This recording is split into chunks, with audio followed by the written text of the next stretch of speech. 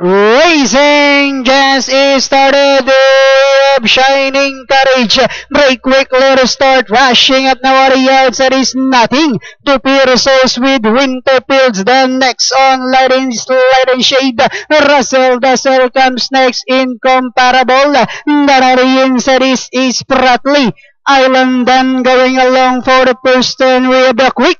Is striding Shining Courage on its favorite position as the pace setter, enjoying a 2 lengths lead, nothing to fear in second, and in third comes Incomparable, and on the outside fourth comes Light and Shade. Down on the inside is Pratley Island. Russell Dassel in between horses now is Winterfields. Then next online is Hard Work Classic alongside Mighty Maton, Both Ties and Charms Kaligayahan, while Wishful Splendor is racing in 13th. And at the fourth turn, number 2, and this one is Shining Courage, enjoying a length lead. And on the outside second is Nothing to Bear. Then here comes number 11, and this one is Winterfields.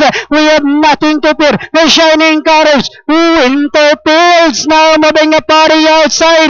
Last 100 meters, we have Nothing to Fear, followed by Winterfields, and finally the curtain closer. It's Nothing to Fear. Winterfields, then comes Incomparable, Mighty Maton, Kaligayahan, and Pratley Island.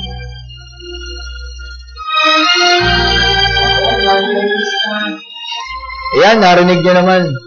Muling pinatugtog itong si Rico J. Kanta mo nga isang line. Ibig sabihin nyo, carry naman tayo. So we have a double carry over power. They're taking over tonight.